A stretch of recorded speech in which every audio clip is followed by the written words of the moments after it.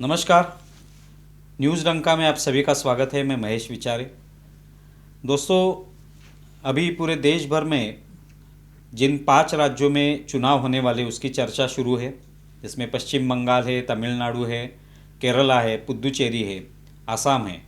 इन सभी राज्यों में जो चुनाव होने वाले हैं, जहाँ पे वोटिंग हो भी चुका है कहीं पे, और उसके सभी के परिणाम 4 मई को निकलने वाले हैं। ये सब हम जानते हैं। आज हम जो चर्चा करने वाले हैं इस वीडियो के माध्यम से, वो केरला के चुनाव के बारे में और वहाँ की स्थिति के बारे में, राजनीति के बारे में। और इसके लिए हमारे साथ है श्रीराज नायर जी, जो कि विश्व हिंदू परिषद के राष्ट्रीय प्रवक्ता हैं। उनसे हम बात करेंगे और जानने की कोशिश करेंगे कि क्या वहाँ पे बदलाव हो रहे हैं, होने वाले हैं, चुनाव से क्या फ़र्क पड़ेगा। श्रीराज जी, बहुत बहुत स्वागत है न्यूज़ डंका में। नमस्कार, धन्यवाद। नमस्कार। केरला भी एक महत्वपूर्ण राज्य है। जिस तरह से आज 5 राज्यों के जो चुनाव की चर्चा है, उसमें पश्चिम बंगाल की ज़्यादा चर्चा हो रही है, क्योंकि वहाँ पे सीधे तौर पे ममता बनर्जी की जो सरकार है या उनकी जो पार्टी है तृणमूल और भाजपा, इनके बीच में टक्कर है।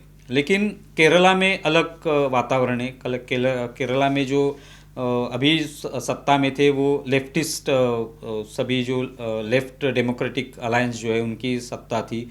और दूसरी यूडीएफ की भी एक जो गठबंधन है उनकी एक उनसे कंपटीशन है, स्पर्धा में है। लेकिन भाजपा बहुत कम वहाँ पे दिखाई देती है।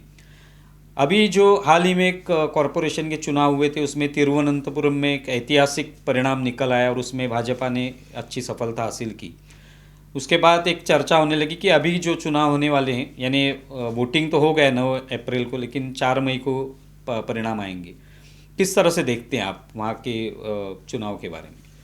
देखिए, पश्चिम बंगाल के बारे में आपने बताया। पश्चिम बंगाल में स्थिति ऐसी है कि आज भाजपा वर्सेस तृणमूल कांग्रेस है और भाजपा वहाँ पे प्रिंसिपल अपोजिशन है। गत चुनाव में भाजपा को 77 सीट्स वहाँ पे प्राप्त हुई थी और उससे पहले के इस चुनाव में 5 सीट थी और वहाँ पर एक बहुत बड़ा अंतराल उन्होंने कवर किया और वहाँ हिंदुत्व का एक अब वेव सा आ गया है और हिंदू जागा है पश्चिम बंगाल का।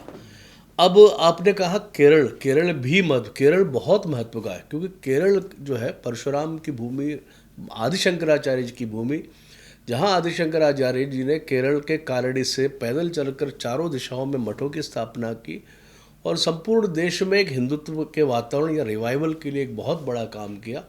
वो राज्य आज हिंदू बचाने के लिए संघर्ष कर रहा है। जिस प्रकार से आपने एलडीएफ और यूडीएफ की बात की, वहाँ पे एलडीएफ और यूडीएफ एक प्रकार से नूरा कुश्ती कर रही है।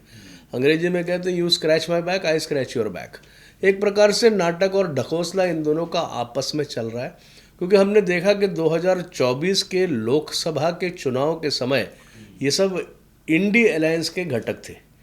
अब जब विधानसभा के चुनाव आ रहे हैं तो इससे पहले की जो अगर हम बात करेंगे तो सभी चुनाव में 2021 को छोड़ करके इससे पहले हमेशा एक बार एलडीएफ की सरकार रही, एक बार यूडीएफ की सरकार रही।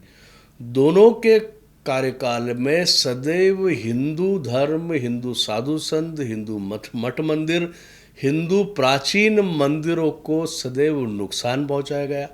कैसे हिंदुओं को द्वितीय दर्जे का सिटीजन बनाया जाए, यानी सेकंड ग्रेड सिटीजन बनाया जाए, एपोलॉजेटिक बनाया जाए, ये काम दोनों ने किया। धर्म को सबसे ज़्यादा नुकसान करने का काम एलडीएफ ने भी किया और यूडीएफ ने भी किया। हमने देखा एलडीएफ तो आज पूरी तरह से जिहादियों के कंट्रोल में है। दूसरी ओर यूडीएफ का तो इंडियन यूनियन मुस्लिम लीग उनका अलायंस पार्टनर है। तो दोनों ने केवल और केवल मुस्लिम तुष्टीकरण की राजनीति वहाँ पर की और हिंदुओं को हमेशा दबाने का काम किया। और इसलिए वहाँ पर इसलिए भी महत्वपूर्ण हो जाता है केरल का चुनाव कि अब आपने बताया कि तिरुवनंतपुरम के म्युनिसिपल इलेक्शन में तिरुवनंतपुरम में आज वहाँ पर भाजपा का शासन है। संपूर्ण केरल में आज के जो युवा है अब ये समझ गए कि इनकी नूरा कुश्ती को कहीं ना कहीं एक्सपोज तो कर दिया है। अब हम देखेंगे 4 तारीख को जो परिणाम आएंगे, जो भी परिणाम आएंगे, पर एक बात तो है कि जो बैकलॉग है वो क्लियर हो रहा है। हो सकता है इस चुनाव में बहुत अच्छे परिणाम ना आए, पर ये शुरुआत तो दिख रही है। जिस प्रकार से पश्चिम बंगाल में टप्पे टप्पे से आज वहाँ पे प्रिंसिपल अपोजिशन हो गया, यानी आज बीजेपी एक वहाँ प्रोमिनेंट फोर्स है और ये 1-to-1 लड़ाई है। उसी दिशा में आज आने वाले समय में हिंदुत्व को लेकर के जो एकमात्र पार्टी वहाँ लड़ रही है, संघर्ष कर रही है, वो भारतीय जनता पार्टी। हम तो विश्व हिंदू परिषद के नाते हिंदुत्व की बात करेंगे, धर्म की बात करेंगे, संस्कृति की बात करेंगे, मंदिरों की बात करेंगे। तो आज हमारे समक्ष एकमात्र पार्टी केरल में दिख रही जो सीधे सीधे हिंदुत्व को लेकर के समक्ष सबके समक्ष आ रही है और हिंदू हित की बात कर रही है। दूसरी ओर हम देख रहे हैं कि जिस प्रकार से लूट मची है, मंदिरों से सोना लूटना, ये शबरीमला का जो विषय है ये अभी सबके समक्ष है। ये सब केरल में एलडीएफ ने भी किया, यूडीएफ ने भी किया।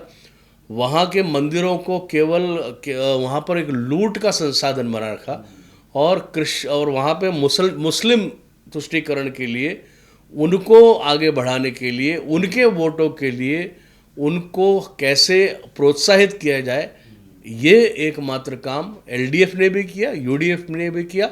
लेकिन अब इस चुनाव में एक बहुत बड़ी जागरूकता दिख रही है और जो भी परिणाम आएंगे, हम सबके वोटिंग हो चुके 9 तारीख को, 4 मई को हम सबके सामने रिजल्ट आएंगे और मैंने जैसे कहा जो भी रिजल्ट आएंगे पर ये एक अच्छे परिणाम, एक अच्छे दौर की ओर इसकी शुरुआत होगी, ऐसा हम मानते हैं।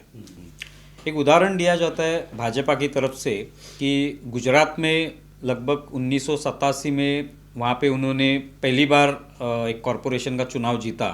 तभी भाजपा की सत्ता नहीं थी या कोई ऐसा वर्चस्व नहीं था, कांग्रेस का ही वर्चस्व होगा। लेकिन उसके बाद जो दौर चला है, उसके बाद हम लोगों ने देखा कि आज गुजरात में भाजपा की सत्ता है। आज जो प्रधानमंत्री नरेंद्र मोदी, वो 3 बार वहाँ पे मुख्यमंत्री चुने गए। तो वो उदाहरण दिया जाता है कि आज हमने केरला में एक कॉरपोरेशन जीती है, तो ये दौर हमारा शुरू हो गया है। तो क्या जिस तरह से आपने कहा कि पश्चिम बंगाल में जिस तरह से हिंदू जागा है, तो क्या केरला में जागने की कोई संभावना है या जाग चुका है? क्या बदलाव दिखाई दे रहे हैं? देखिए, आपने गुजरात का उदाहरण दिया, गुजरात की म्यूनसिपल कर्णावती के म्यूनसिपल कॉरपोरेशन सन 87 का उदाहरण दिया।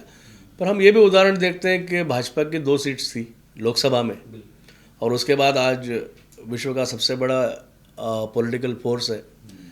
तो बिल्कुल आप जो कह रहे हैं कि जिस प्रकार से अब तक एक झूठा वातावरण, एक सेक्युलरिज्म का ढकोसला दिखा करके एलडीएफ और यूडीएफ ने जातियों में आपस में लड़ा करके कहीं ना कहीं भेदभाव पैदा करके बहुत सारे हथकंडे अपना करके हिंदुओं को डिवाइडेड रखा।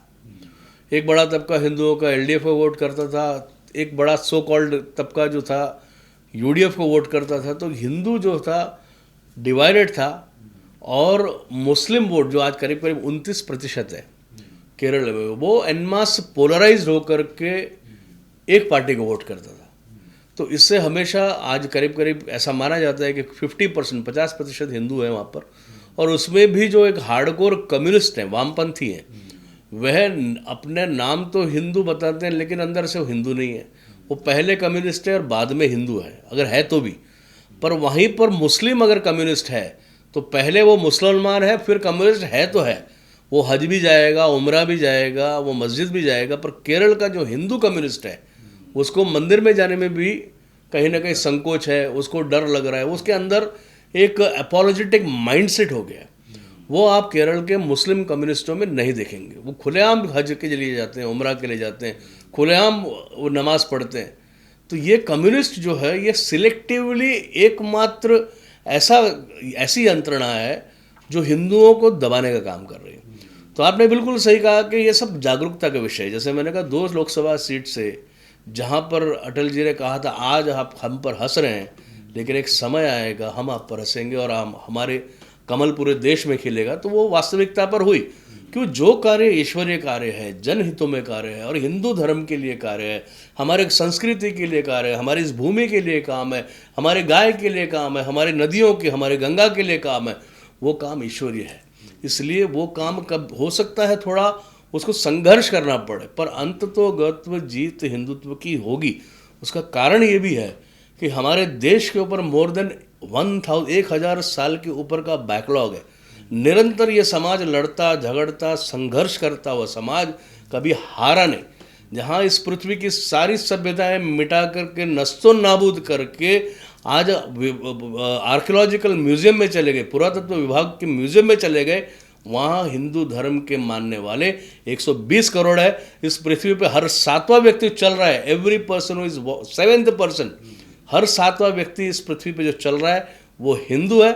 इस पुण्याय के कारण केरल में भी हिंदुत्व की ही जीत होगी। निश्चित तौर पर आपने विश्वास जताया है, लेकिन आपका जो विश्वास है वो तो है ही, लेकिन क्या हिंदुत्व के सामने चैलेंजेस है वहाँ पे, और आप विश्व हिंदू परिषद का काम कर रहे हैं, तो किस तरह से ये चैलेंजेस, एक तरह से कहेंगे कि एक शिवधनुष्य है जिसको हमें पेलना है? देखिए, चैलेंजेस के तौर पर देखा जाए तो जैसे मैंने कहा कि जिस प्रकार से वहाँ सेक्युलरिज्म का एक भूत, जिस प्रकार से 60 वर्षों से हिंदुओं के अंदर एक अपोलोजेटिक माइंडसेट लगाया कि अपने आप हिंदू रहिए लेकिन कहीं ना कहीं सेक्युलर बताइए आपको, और वहाँ पर सेक्युलरिज्म का मतलब भी एंटी हिंदू होना। अब मैं आपको एक उदाहरण देता हूँ, शबरीमला का जब विषय है, हम सब, मैं स्वयं केरल से हूँ, मैं स्वयं शबरीमला 4 बार गया हूँ। एक बार जब मेरी बेटी 8 साल की थी तब गया हूँ। वहाँ की मान्यता ये है, बच्चियाँ जब प्यूबर्टी के बाद वहाँ जा नहीं सकते और मोनोपॉज के बाद महिलाएं जा सकती हैं। ये वहाँ की वो एकमात्र मंदिर है जहाँ पर ये मान्यता है। ऐसी स्थिति में जानबूझकर के शबरीमला के हजारों साल पुराने मान्यताओं को नस्तो नाबूद करने के लिए, ध्वस्त करने के लिए पिनराई विजन की सरकार ने महिलाओं को, युवतियों को जानबूझकर चढ़ाया मंदिर शबरीमला में। और वहाँ पर हिंदू महिलाओं ने एक बहुत बड़ा कैंपेन चलाया था जहाँ पे, जिसका नाम था रेडी टू वेट, यानी हम अपने मोनोपोज के बाद जानेंगे, we are ready to wait करके एक बहुत बड़ा कैंपेन पूरे देश भर में नहीं पूरे विश्व भर में केरल की हिंदू महिलाओं ने रेडी टू वेट कैंपेन चलाया। लेकिन कम्युनिस्ट पार्टी ने इसके पीछे विदेशी षड्यंत्र, इस्लामिक जिहादी षड्यंत्र और बहुत सारे षड्यंत्र मिलकर के जानबूझकर हिंदू वहाँ पर शबरीमला सन्निधानम में महिलाओं को, युवतियों को चढ़ाया। पर इनकी इतनी हिम्मत नहीं है कि मस्जिदों में आज भी महिलाएं वर्जित है जाना। इनमें कहाँ हिम्मत थी कि 2 महिलाओं को मस्जिदों में भेजे। ये सिलेक्टिवली इन्होंने हमेशा हिंदुओं के ऊपर आक्रमण किया। दूसरा, बीफ पार्टी के नाम पर हमने देखा, अब ये कांग्रेस की बात है, यूथ कांग्रेस ने गाय के बछड़े को सरेआम काटा और बीफ पार्टी बनाई। केरल में एक बहुत बड़ा तबका सुअर, पोर्क खाता है, और ये केरल के क्रिश्चियन समाज पोर्क को डेलिकेसी समझता है क्या, और वहाँ पर पोर्क यानी सुअर को इस्लाम में हराम माना जाता है। क्या ये कांग्रेस में हिम्मत है पोर्क पार्टी बनाने की? बीफ पार्टी बनाई, पोर्क पार्टी बनाने की क्या इनमें हिम्मत है? तो ये सिलेक्टिवली सेक्युलरिज्म के नाम पर जिस प्रकार से हिंदुओं को ही आक्रमण किया जाता है, हिंदुओं के धार्मिक मान्यताओं के ऊपर आक्रमण किया जाता है, ये सब से हिंदू अंदर से पीड़ित हो चुका और ये जान गया, समझ रहा है। इसलिए भी इनकी आने वाले समय में इन सब के यूडीएफ और एलडीएफ की जो नूरा कश्ती है, ये जो नाटक दिखाते हैं एक दूसरे के सामने विधानसभा के चुनाव के लिए, ये अब एक्सपोज हो रहा है। दूसरी एक और बात है, 23 तारीख को तमिलनाडु में चुनाव है। तमिलनाडु में कांग्रेस और एलडीएफ और कम्युनिस्ट पार्टी डीएमके घटक के, तो ये ड्रामा अब जो है पहले का काल नहीं रहा। केरल में तो वैसे भी पहले से ही हम सब जानते हैं शिक्षा एक अच्छे स्तर पर रहा है। अब धीरे धीरे लोग जागरूक हो रहे हैं। केरल पड़ोस के राज्य में आप ये ड्रामा कर रहे हैं लड़ने के लिए, और तमिलनाडु में आप अलायंस में हैं। तो ये सब कब तक चलेगा? इसलिए मैंने कहा चुनाव का परिणाम जो भी आएगा, लेकिन यहाँ से अब हिंदुत्व का दौर शुरू होगा। एक धर्मांतरण का मुद्दा आज पूरे देश भर में शुरू है। अलग अलग घटनाएं जो है घटती रहती हैं और लोगों को पता चलता है। तो केरला में ज़्यादातर ये धर्मांतरण का जो हथियार है वो ये इसका इस्तेमाल करके हिंदुओं को एक तरीके से धर्मांतरित करना, ये बहुत सालों से चलता आ रहा है और अलग अलग राज्यों में भी चलता आ रहा है। क्योंकि फिल्मों में भी अभी केरला स्टोरी जिसका 2 पार्ट में वो दिखाया गया, तो इसके बारे में किस तरह से लोगों में जागरूकता आ रही है, लोगों को कैसे पता चल रहा है? देखिए, विश्व हिंदू परिषद, संघ और संघ प्रेरित जितने भी संगठनें धर्मांतरण के विरोध में बहुत अच्छा काम कर रहे हैं, चाहे वो वनवासी क्षेत्र में हो, ग्रामीण क्षेत्र में हो, पिछड़े क्षेत्र में हो, अनुसूचित जाति जनजातियों में हो, सेवा कार्य चलाने वालों, हजारों की संख्या में अब सेवा प्रकल्प संघ परिवार द्वारा चलाए जा रहे हैं। और इनके जो बरगलाने की जो नीतियाँ थी धर्मांतरण, चाहे वो एवेंजेलिकल मूवमेंट का हो या इस्लामिक जिहादियों द्वारा धर्मांतरण का जो रैकेट चलाया जा रहा है, धीरे धीरे इसमें कमी तो आ ही रही है। और हम सब जानते हैं, किसी एक महान व्यक्ति ने कहा था, मुझे कोई लोग तो स्वामी विवेकानंद जी का भी नाम बोलते, पर मुझे पता नहीं किसने कहा था, अंग्रेजी में कहा था, one Hindu converted is not one Hindu less but an enemy more. एक हिंदू जो धर्मांतरित होता है वो एक हिंदू कम नहीं होता, पर हमारा शत्रु एक शत्रु हमारा बढ़ता है, क्योंकि उसकी आस्थाएं इस भूमि से हट करके वो वेटिकन की तरफ जाती है या मक्का मदीना की तरफ जाती है, हमारी भूमि से उसकी आस्था भी खत्म हो जाती है। तो धर्मांतरण ने इस देश, इस पूरे अखंड भारत में बहुत बड़ा कहर मचाया है। हम सब जानते हैं धर्मांतरण ने ही राष्ट्रांतरण किया है। आज का जो पाकिस्तान है, वहाँ पर रहने वाला एक भी व्यक्ति मुसलमान नहीं था। इन सब के पूर्वज 4-5 पीढ़ी पहले सब हिंदू थे, दे वर ऑल हिंदूज। बांग्लादेश का जो बंगाली हिंदू, वही बंगाली मुसलमान बनाए, पंजाबी हिंदू पंजाबी मुसलमान बनाए, सिंधी हिंदू सिंधु मुसलमान बनाए, बलोची हिंदू बलोची मुसलमान बनाए। तो इसी प्रकार से हमारे ही लोग, जैसे हमारे यहाँ के कोंकण के मुसलमान हिंदू है, वही जो कास्कर भी है और देशमुख भी और कुलकर्णी में वही धर्मांतरित जो, तो ये जो धर्मांतरित होने के बाद जो हमने देखा, धर्मांतरण ने राष्ट्रांतरण किया। अगर ये धर्मांतरित नहीं होता तो हमारे देश का विभाजन भी नहीं होता। तो धर्मांतरण एक बहुत बड़ा चैलेंज है, जिसको समाज ने सबने मिल करके इसको ख़त्म करना चाहिए। और जो गए हैं हमसे, उनकी घर वापसी भी, क्योंकि कोई सब्सटेंस तो कभी नहीं था। सब्सटेंस होता तो हमारे और आपके पूर्वज भी धर्मांतरित हो जाते थे ना। आज भी देश में देखिए, सभी तरह से अगर आज विकास की भी लहर है तो हिंदू ही है। हाई नेटवर्थ इंडिविजुअल्स बोलो, बिजनेसमैन बोलो, बड़े बड़े इंडस्ट्रियलिस्ट बोलो, बुद्धिजीवी बोलो, क्रिकेटर्स बोलो, और आप नए आज बड़े बड़े एक्टर्स भी बोलो, डायरेक्टर्स बोलो, से जितना भी देश में ओपिनियन मेकर्स हैं, उसमें 95% तो हिंदू ही है, ज़्यादा होंगे। तो धर्मांतरण होने के बाद केवल एक हिंदू कम हो जाता है, वो तो ठीक है, पर एक शत्रु बढ़ता है और ये हमारे लिए चैलेंजेस बढ़ते हैं। तो ये कहीं ना कहीं राष्ट्र को कमज़ोर करने के लिए एक बड़ा षड्यंत्र है, जिसके पीछे बहुत सारे फैक्टर्स काम करते हैं। तो इन सबको मिलकर के बिल्कुल संघ परिवार काम करता है, पर केवल संघ परिवार नहीं, संपूर्ण हिंदू समाज के लिए ये एक बड़ा चैलेंज है। ये हमारे अस्तित्व का विषय है। और अंग्रेजी में एक और कहते हैं डेमोग्राफी डिसाइड्स योर डेस्टिनी। जहाँ जहाँ हिंदुओं की जनसंख्या कम हुई, मुसलमानों की बढ़ी, वहाँ हिंदू साफ हो गया। भारतीय स्वतंत्र 47 में भारत जब स्वतंत्र हुआ, उसके बाद कश्मीर ही एकमात्र स्टेट था, राज्य था, जहाँ मुस्लिम मेजॉरिटी में थे और हिंदू माइनॉरिटी में थे। एक ही रात में मस्जिदों से आवाज़ हुई। आज एक ही रात में लाखों हिंदू अपने ही देश में शरणार्थी बन गए। हम जिस मुंबई में बैठते हैं, आज मुंब्रा में, जोगेश्वरी में, नया नगर में, भिंडी बाजार में हिंदू रह नहीं सकता। तो जहाँ हमारी जनसंख्या घट जाती है, वहाँ हमारा अस्तित्व खत्म हो जाता है। Demography decides your destiny. ये हमारे अस्तित्व और हमारे फ्यूचर को डिसाइड करता है। इसलिए डेमोग्राफी पूरी तरह से जनसंख्या का संतुलन हो, धर्मांतरण न हो और गए हुए लोगों को वापस लाना, ये हम सबका दायित्व है, कर्तव्य है, हमारे आने वाले जनरेशन के अस्तित्व के लिए। वे आने वाले जनरेशन की बात की, तो जो भारत में भी ज़्यादा युवा बड़ी संख्या में है, तो उनके पास ये संदेश किस तरह से पहुंचाया जाए, क्योंकि वो ज़्यादातर ये आज की जो पीढ़ी है या जनरेशन है, वो ज़्यादातर अलग विचार रखते हैं। तो उनके पास ये हिंदुत्व का संदेश किस तरह से जाए, ताकि वहाँ पे केरला में जो बदलाव आना चाहिए आने वाले समय में, भविष्य में, तो वो हो सके।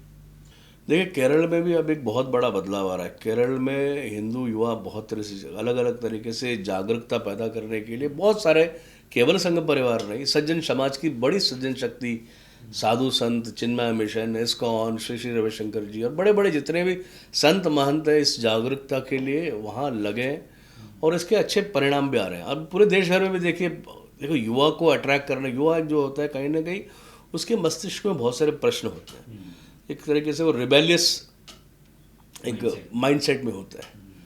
तो ऐसी स्थिति में उसको उसके प्रश्न को लॉजिकली बताएंगे नहीं तो वो मानेगा नहीं। तो उसके टेस्ट के आधार पर हमको उसको रीच आउट करना पड़ेगा। जैसा अभी आजकल हम लेटेस्ट में भजन जैमिंग देखते हैं, देखिए कितना बड़ा प्रतिसाद है। वही चीज़ में आप ट्रेडिशनली भजन करते हैं और युवा को बोला तो शायद वो नहीं आता। जहाँ जहाँ भजन जैमिंग हो रहा है बड़ी संख्या में युवा वहाँ उपस्थित हो रहे हैं। केवल भजन जैमिंग नहीं, उसके अलावा यूथ के लिए नए नए प्रोग्राम्स आ रहे हैं जहाँ धर्म को भी एक सब्जेक्ट बनाया जा रहा है और धर्म के प्रति युवाओं में जागरूकता आ रही है। हम सब ने देखा जेन जी के नाम पर बांग्लादेश में क्या हुआ, नेपाल में क्या हुआ, पर वहीं भारत का जेन जी या जो भी युवा है कंस्ट्रक्टिव कामों में लगा हुआ है, वो डिस्ट्रक्टिव कामों में नहीं है। और विशेषकर मैं युवा बोलता हूँ तो मैं हिंदू युवाओं की बात करता हूँ। भारत का हिंदू युवा देखो, आप कोई भी नकारात्मक चीज़ों में नेगेटिव फोर्सेस के साथ नहीं जुड़ा है। भारत का हिंदू युवा कंस्ट्रक्टिव है, राष्ट्र निर्माण में लगा हुआ है। तो ये एक बदलाव आ रहा है। और केरल के दृष्टिकोण से भी वहाँ का मुस्लिम युवा ISIS के और प्रभावित हो रहा है। अफगानिस्तान में लड़ने गया, वहाँ पे कई जो लव जिहाद की जो प्रकरण हुए, हिंदू लड़कियों को किस प्रकार से बरगला के कई लड़कियाँ अपने मुसलमान पार्टनर के साथ ISIS के लड़ने के लिए गए। कई माएँ हमने रोती बिलखती टीवी पर लाइव देखा। तो ये सब जो हो रहा है इसको कहीं ना कहीं अब वहाँ के मलयाली हिंदू परिवार देख रहे हैं। अब उसमें जागरूकता आ रही है। अब देखिए यहाँ पे नासिक का जो प्रकरण है, किस प्रकार से एक नया एक कॉरपोरेट जिहाद आ रहा है। तो ये सब अब तो धीरे धीरे अवेयरनेस खड़ा हो रहा है। तो केरल में भी एक बहुत बड़ी अवेयरनेस खड़ी हो गई। और इसमें क्रिश्चियन, ये जो लव जिहाद का टर्मिनोलॉजी था, ये पहले क्रिश्चियन चर्च की तरफ से आया था, लव जिहाद, नारकोटिक जिहाद। और ये सारे जिहाद जो ऑर्गेनाइज्ड वे में हो रहे हैं, एकदम योजनाबद्ध तरीके से ये षड्यंत्र रचे जा रहे हैं, जिसके पीछे कई दिमाग काम करते हैं। हमारे सामने जो न्यूज़पेपर्स में या हम समाचार में देखते हैं वो एक कुछ फेसेस है, पर इसके पीछे ऑर्गेनाइज तरीके से बहुत लोग काम कर रहे हैं। आपने केरला स्टोरी की बात कही, मेरा विपुल शाह जी से अच्छा परिचय है, मैंने फिल्म बहुत पहले ही देखी। जब ये सब कहीं ना कहीं पूरा रिसर्च के आधार पर हुआ है। और केवल केरला स्टोरी 2 मतलब पूरे देश की घटनाएं बताई, और ये सारी घटनाएं सच्ची घटनाओं के ऊपर आधारित ये फिल्म में लिया गया है। तो अब इन सब से देश को सीखना चाहिए। अंग्रेजी में बोलते हैं it's easy to awaken a person is pretending to be sleeping, यानी जो सोने का नाटक कर रहा है उसको जगाना कठिन है, इट्स डिफिकल्ट टू अवेकन। पर जो सच्ची में सो रहा है उसको तुरंत जगा सकते हैं। एक जो सोने का नाटक करने वाले जो कुछ तथाकथित हिंदू है, उन्हें अब जागना चाहिए। एक दो सवाल और पूछूंगा कि अभी इसमें युवतियाँ जो होती है उनको ज़्यादा टारगेट किया जाता है, और उनको अगर राजनीति में लाया जाए बड़ी संख्या में तो शायद उसमें बदलाव हो, या और क्या उसके उपाय हो सकते हैं?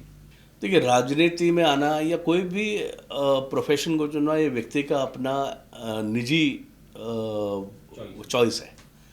अब राजनीति में लाने का तो कोई, हम सब जानते हैं देश की, हमारा देश एक महान लोकतंत्र है, विश्व का सबसे बड़ा लोकतंत्र है। यहाँ पे कोई भी व्यक्ति राजनीति में आ सकता है। आप भी जानते हैं किस प्रकार से नीचे के स्तर से ज्वाइन करके मेहनत करके जिसको ऊपर आना है वो आए। आज भी केरला में जिस प्रकार के महिलाएं, शोभा सुरेंद्रन वगैरह इतनी अच्छी ताकतवर महिलाएं, वह मेहनत करके इस संघर्ष करके इतना ऊपर आए, और वो एकदम प्रखर रूप से धर्म और हिंदुत्व और केरल की संस्कृति के लिए लड़ रही हैं। और वो उनकी प्रेरणा से शोभा सुरेंद्रन जैसे और भी कई वहाँ पर महिलाएं हैं, जिनकी प्रेरणा से बहुत सारी महिलाएं जागरूक होकर के राजनीतिक क्षेत्र में भी काम करने आ रही हैं। पर केवल राजनीति देश को बदल नहीं सकता। यहाँ पर हर क्षेत्र में काम करने वाले लोग, चाहे पब्लिक सेक्टर में हो, प्राइवेट सेक्टर में हो, कॉरपोरेट्स में हो, हिंदू जहाँ पर भी है, हर हिंदू को जागना पड़ेगा और अपना धर्म के लिए अपना दायित्व थोड़ा ज़्यादा जो भी है अपना अंश देना पड़ेगा, अपना योगदान देना पड़ेगा। तब जाकर के हम जब इतना बड़ा 1000 साल से लड़ते लड़खड़ाते हमने अपने धर्म को नहीं छोड़ा, तो अब तो एक अच्छा अनुकूल वातावरण है। 2014 के बाद तो अगर हम देखें एक अनुकूल वातावरण है। ऐसे वातावरण में तो हम सबको मिलकर थोड़ा थोड़ा काम करेंगे तो हम जो सपना देखते हैं भारत को पुनः विश्वगुरु बनाने का, तो वो सपना साकार हो सकता था। आज भारत में देखिए इतना बड़ा इंफ्रास्ट्रक्चर डेवलपमेंट, केरल की बात करें तो केरल में कितना बड़ा डेवलपमेंट हो रहा है, पर वहाँ पर जो भी डेवलपमेंट इंफ्रास्ट्रक्चर का हो रहा है, जो भी हो, वो सब केंद्र सरकार से हो रहा है। अगर राज्य सरकार में भी अगर ऐसे एक पार्टी आती है जो हिंदुत्व और धर्म संस्कृति के साथ साथ इंफ्रास्ट्रक्चर और एम्प्लॉयमेंट जनरेशन के लिए काम करेगी, तो केरल में बहुत बड़ा बदलाव आएगा। बिल्कुल उस दिशा में आने वाले समय में जाएगा, ऐसा मुझे लगता है। ये आखिरी सवाल कि जिस तरह से आपने कहा कि अनुकूल वातावरण है, तो तिरुवनंतपुरम में जो बदलाव हुए तो एक ऐतिहासिक बदलाव हुआ है, तो क्या सिर्फ वहाँ पे जो फैसिलिटीज़ नहीं थी, मूलभूत जो भी सुविधाएं नहीं थी, उसके वजह से बदलाव हुआ, या वहाँ पे हिंदुओं में जागरण हुआ इसके वजह से? देखो, मूलभूत फैसिलिटीज़ का तो कारण हर व्यक्ति, हम सब नागरिक हैं, हम सबकी अपनी अपनी आवश्यकताएं हैं निजी जीवन के लिए, वो तो होगा। पर ये जो केरल में तिरुवनंतपुरम में जो परिणाम आए म्युनिसिपल कॉरपोरेशन के, उसका मूल कारण हिंदुत्व है। वहाँ हिंदुओं ने अपने आप को जाति से ऊपर उठ करके हिंदू एक होकर के जब आया तो उसके परिणाम दिखाए। अब भी वहाँ पर भी बहुत समय से स्वर्गीय अशोक जी सिंघल थे और वैसे बड़े बड़े हिंदुत्व के अधिकारियों ने और बड़े लीडरों ने हिंदू समाज को एक करने के लिए, जातियों में न बटे उसके लिए प्रयास किए थे, और वो प्रयास अब धीरे धीरे सफल होने लग रहे हैं। हिंदू एक हो रहा है और हिंदुओं का जो चैलेंज है वो कॉमन चैलेंज है। हिंदुत्व का जो अस्तित्व का चैलेंज है, जिस प्रकार से लव जिहाद, लैंड जिहाद, प्रॉपर्टी जिहाद, नारकोटिक जिहाद, ये सब जो टारगेट किया जा रहा है ऑर्गेनाइज तरीके से, योजनाबद्ध तरीके से, इन सबको, ये सब हिंदुओं के ऊपर टारगेट किया जा रहा है। तो वो ये नहीं देखता जिहादी, जैसे हमने पहलगांव में देखा, वहाँ पर सिर्फ ये पूछ करके आप हिंदू है या नहीं है। पैंट उतार करके जिसने गोली मारी उसने ये नहीं पूछा था कि आप ब्राह्मण समाज के हैं, अनुसूचित जाति के हैं, जनजाति के हैं, आप यूपी के हैं, बिहार के हैं, आप महाराष्ट्र के हैं, तमिलनाडु से हैं, केरल के हैं, गुजरात के हैं, ऐसा कुछ नहीं पूछा था। सिर्फ इतना ही उसका प्रश्न था कि तुम मुसलमान हो या नहीं हो। मुसलमान नहीं हो तो आपको जीने का हक नहीं है। ये हमने पहलगाम में देखा और ये हमारे ही सामने 2 वर्ष पहले ही हुआ है। तो ये जो हिंदुओं को समझना चाहिए केरल में कि ये उन सबके अस्तित्व का सवाल है। जाति किसी की कोई भी हो, कोई भी पूजा पद्धति हो, अस्तित्व सबका खतरे में है अगर हम एक नहीं हुए। तो ये समझ धीरे धीरे वहाँ पर संघ परिवार भी ला रहा है, संत महंत भी ला रहे हैं, अलग अलग सज्जन शक्ति के घटक भी ला रहे हैं, तो इसके परिणाम अच्छे आएंगे। बहुत बहुत धन्यवाद, आपने विस्तार से ये पूरा जो मुद्दा है ये समझाया, और हमारे श्रोतागण जो है वो भी इसे जानेंगे। आने वाली पीढ़ी जब ये वीडियो देखेगी तो उसमें से उनको भी एक प्रबोधन होगा। आप यहाँ पे आए और हमारे साथ ये संवाद किए, इसके लिए बहुत बहुत आभारी। बहुत बहुत धन्यवाद मुझे आमंत्रित करने के लिए। नमस्कार। Thank you very much. तो दोस्तों, अभी हमने श्रीराज नायर जी से बात की। आपको ये वीडियो कैसा लगा ये ज़रूर बताएं। हमारा ये वीडियो ज़्यादा से ज़्यादा शेयर करें और हमारे YouTube चैनल सब्सक्राइब करें। धन्यवाद।